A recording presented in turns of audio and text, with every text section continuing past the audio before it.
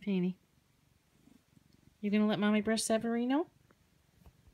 It's Severino Saturday, not Pepino Saturday. Severino Saturday, okay? Yes, we need Severino footage, okay? Can Mommy do that? Can Mommy do that? Come on, dude. No, don't be nice. Let everybody see what you do to yourself. See, Pepino's, he chews himself. Okay, like he shears his little hair down like if you had a buzz cut. That's what it feels like. And he's been doing this since I went back to work. He's a mama's boy, and yeah, he's having a rough time without mom and stuff. Look at your cute face.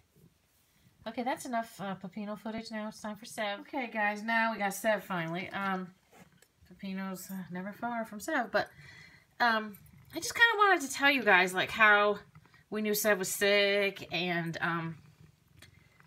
you know how he got diagnosed and everything. So it's gonna kind of, I'm sure you can hear him burn.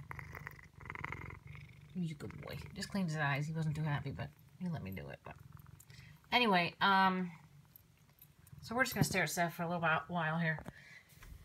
So one day we give Sev a bath, okay, and my husband and I bring him out into the living room, and I put him down, and he curled up in a ball, and was kind of like out. And I was freaking out, and David's like, you know, rubbing his chest and saying, Severino, Severino. So it took like, it seemed like a lifetime, but it was like 5 to 7 seconds, and he came out of it. I'm like, well, that's something right there. So anyway, we, look at that face. We, right away, of course, I got a packet of salmon out to see if he'd eat. Because that's my first thing is I gauge if they're okay, if they're eating. And so he ate a whole packet of salmon.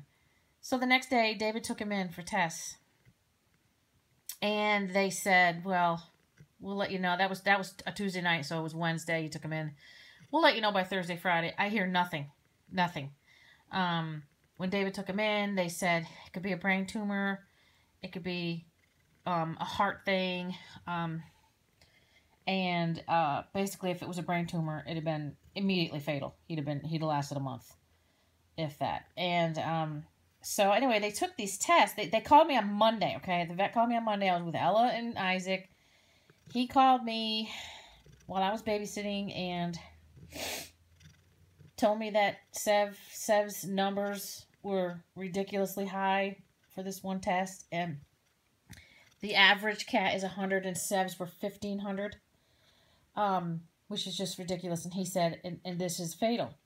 So in my eyes, I'm thinking Sev's just going to keel over, you know, by the time I get home. You know, I was freaking out. So the first thing I did was put the baby to bed and get Ella playing Play-Doh and cried my head off. And, you know, as time went on, Sev was acting like totally normal. And we finally got the pills, which took like a week because I had to get him from Texas.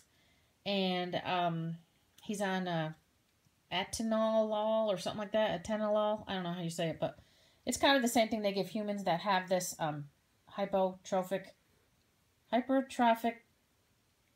cardiomyopathy. Hypertrophic. I'm not sure I'm saying it exactly right, but that's basically what it is, cardiomyopathy. And so when I went in to pick up the pills, I finally saw the vet, and he's like, how's Sev? And he said, has he had any more, you know, spells or anything? And I said, no. And he said, you know, he said that was good, and he still hasn't had any more spells. And that's been like, it's been over a month now. So,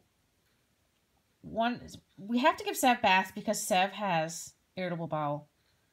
And, you know, he gets poop on him, and we just can't have him, you know, scooting around the house. So, we really have no choice but to give Sev baths. It's really just his butt that we clean, you know, with, like, the sprayer. So one day we gave him a bath, and David got in the tub with him and held him so he wasn't, like, you know, having to hold his legs out or do any kind of strenuous thing. And for 2 days afterwards, Sev had heavy breathing.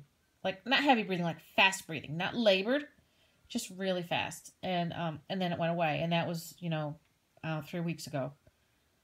So, I don't know. So when I talked to the vet, he's like, you know, he is at a disadvantage because he's 12 and a half. These usually happens to cats around the age of 1 to 3.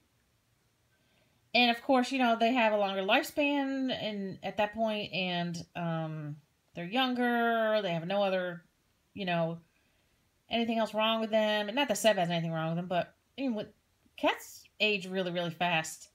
So Seb's probably like in his 60s, I guess. So, yeah, as you can see, Pepino in the background, he never misses a trick. So anyway, and I said to him, I go, is he just gonna keel over? Like what? He goes, oh, I think he's got some time. He should do okay on these meds for a while.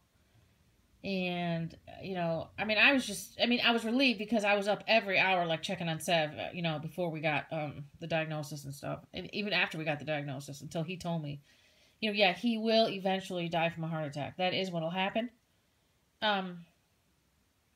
Which I don't know. I don't know what to think, guys. I don't want him to suffer, that's for sure. But anyway, that's the story. If you have any questions, let me know. And Seb says thank you. And I love you. Say I love you all. Thank you for the sweet thoughts and prayers and stuff. Oh, he's my baby. Alright, guys. Thank you so much for being so kind to Seb and me. Appreciate it. Take care of one another, guys. Ciao.